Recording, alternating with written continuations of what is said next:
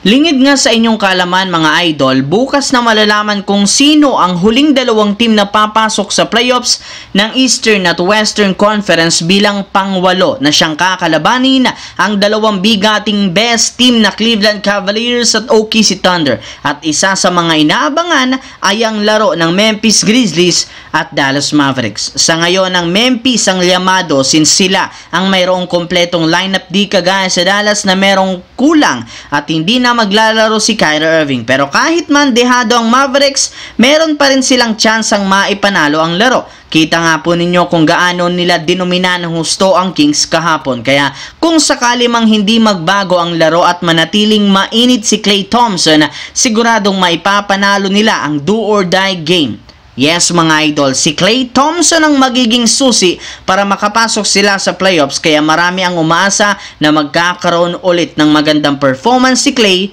laban sa Memphis Grizzlies. Samantala matapos na matalo ang Kings kahapon, tuluyan na nga pong nalaglag sila. Ibig sabihin hindi na sila makakapasok pa sa playoffs ng West at dahil nga sa pangyayaring ito, questionable na ang future ni Domantas Sabonis sa Sacramento since hindi nga nito alam kung may balak pa ang front office na magkampiyon sa mga susunod na taon. Kahit ano nga po ang gawin nila, wala pa rin silang binatbat. Kaya posible na oras na upang umalis siya at lumipat ng ibang team na magbibigay sa kanya ng mataas na tsansang magkampiyon. At ayon sa balita, isa sa mga teams na gustong sunod na paglaruan ni Domantas Sabonis ay ang Los Angeles Lakers since matagal na nga nitong gustong makasama si Luka Doncic sa iisang team. Mismo ang Lakers na rin naman ang nagsabi hindi nila tatanggihan kung iaalok sa kanila ng Kings si Domantas Sabonis.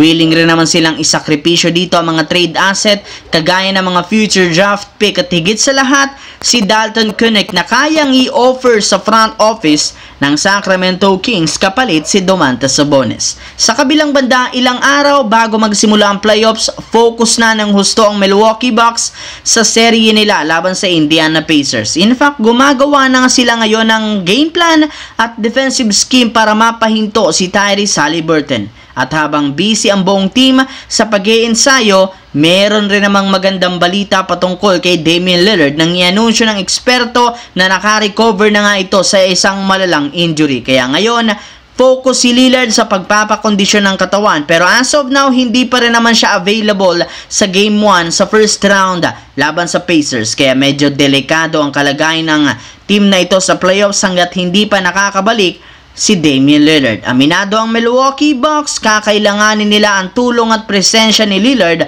kung gusto nilang manalo at mag-advance sa second round ng Eastern Conference.